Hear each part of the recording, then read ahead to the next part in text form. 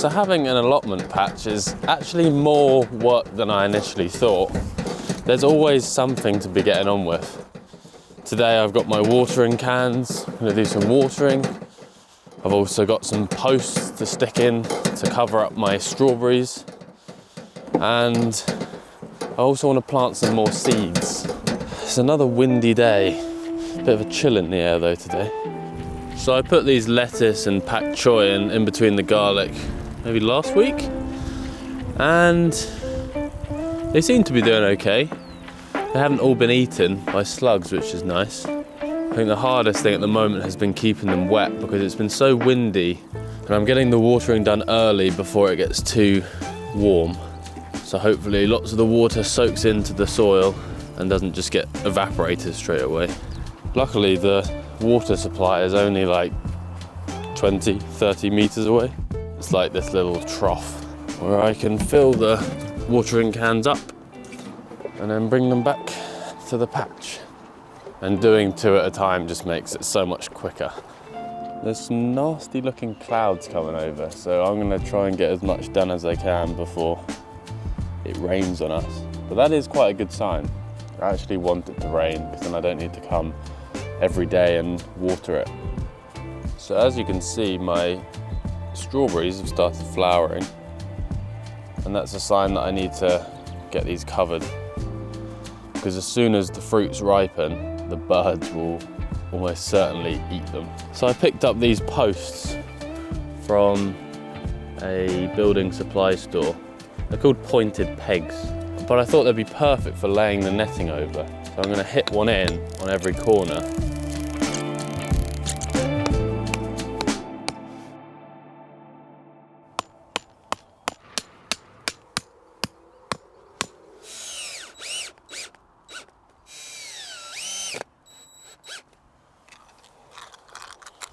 No birds getting into my strawberries now. And now we've got this mess of weeds to sort out. This is where my brassicas are gonna go, my broccoli and cauliflower. They need quite a lot of space because they're quite big plants.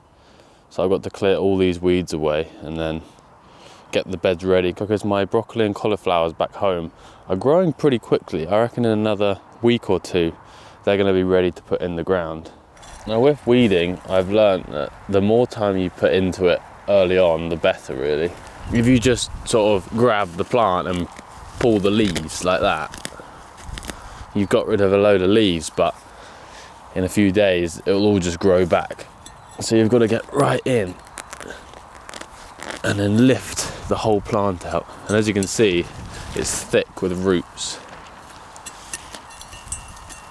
You want to get all those out.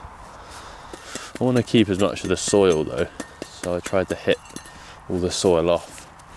Weeding is probably the most boring job in the garden, and also the most labour intensive, because they just don't stop growing. However boring it is, I don't think I hate it. I think it's a nice physical activity to keep you busy. You don't really need to think too hard about what you're doing. I can think about other things, or I can just think about nothing, which is I quite like doing. I'm quite good at that as well.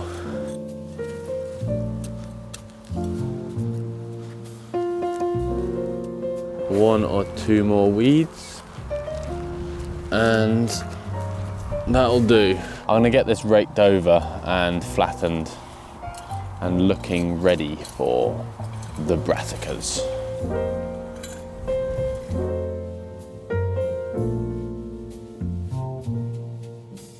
Oh, string is great, isn't it? So every day right now, I'm bringing the plants in the night time and putting them out in the day. And this is to harden them off and get them used to the colder weather outside. But I'm a bit late getting up this morning, as you can see. That proves the importance of light for plants. They are all leaning over towards the window where they're trying to get as much light as possible. The true leaves are appearing on the tomatoes. When I refer to true leaves, I mean these ones are the seed leaves, and then the rest of the leaves kind of look more like this. A few of the modules are missing plants. The germination wasn't 100%, but as you can see, a few of them are doing really well. More lettuce, and then these ones are coriander. Anyway, time to get these outside.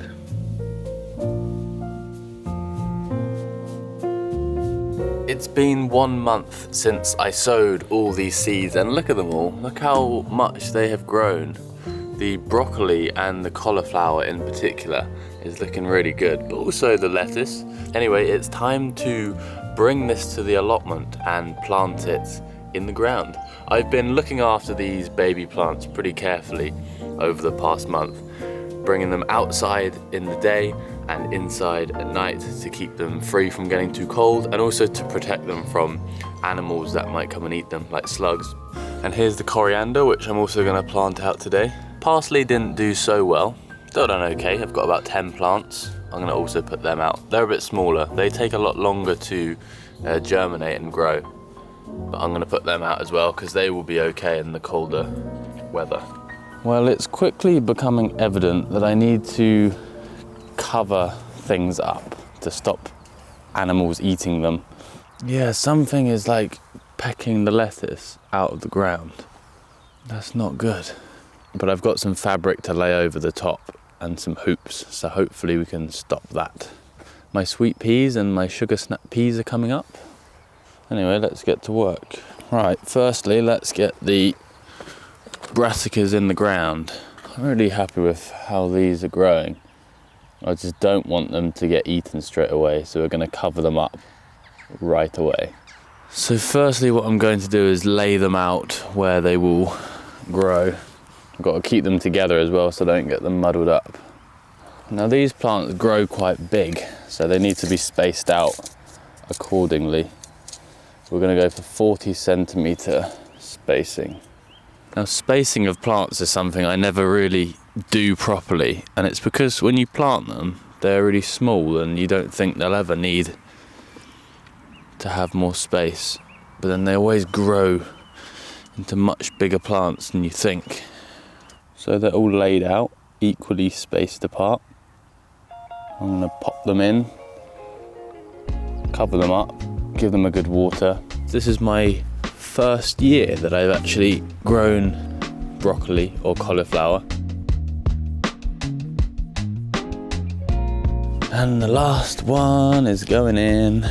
A little stick like this makes a good digging tool actually. In ya go. So I've got some of this really thin fleece material. It's really cheap, like 40p, 50p a metre from the garden centre. Oh whoa, it's quite hard in the wind to control it actually. So there we go, that is the brassica patch all covered up. Now I have to put some fleece over all the other stuff so it stops getting eaten. My artichoke plant is really shooting up now. I've got this main flower head here, and then I've got 1, 2, 3, 4 more. I'm not too sure when I need to pick these, so I need to do a bit of research and find out when is the best time to actually harvest artichokes. So this one here is really peachy. That couldn't be better. That is absolutely perfect. You always want to harvest an artichoke with a good bit of stem like that, because then they're easier to handle. And actually, a lot of that stem, if you take the tough bits off the outside, make perfectly good eating. It looks like mine are still quite young, but at least now I know what to look for and when to harvest them. These little lettuce plugs actually grew really well. It did take them about 3.5 weeks to get to that size, but no damage, looking very healthy. These are like heart lettuce, so they should grow into nice tight hearts. I'm spacing these about 20 centimeters apart. I don't think they get very big, so you can put them closer together. Well, that's me done for today. I will have to come back every day for the next week though, because all those new plants will need watering regularly. See you later, plants. Have a good day. 1st of May today, and back home in the garden, things are growing reasonably nicely. My fern bed is actually starting to look really nice. It only took a week or two for those fern leaves to unravel. And also here at the allotment, things are rapidly growing. Notably the strawberries, they're really flowering well now. So I'm hoping for a good strawberry harvest. And luckily, with my netting, the birds won't be able to get any. I was having some serious problems with something eating all the lettuces. Like the lettuces were like chopped off at ground level. So I put some fleece over the top because I had a feeling it was the crows or some birds. And then it's still happening. After a little more observation and research, I now believe it to be cutworms, a species of moth in the larval stage. Over the next few weeks, these pests took out most of my lettuces. Anyway, stay tuned for the next episode where we'll be doing our first harvests from the allotment. See you soon.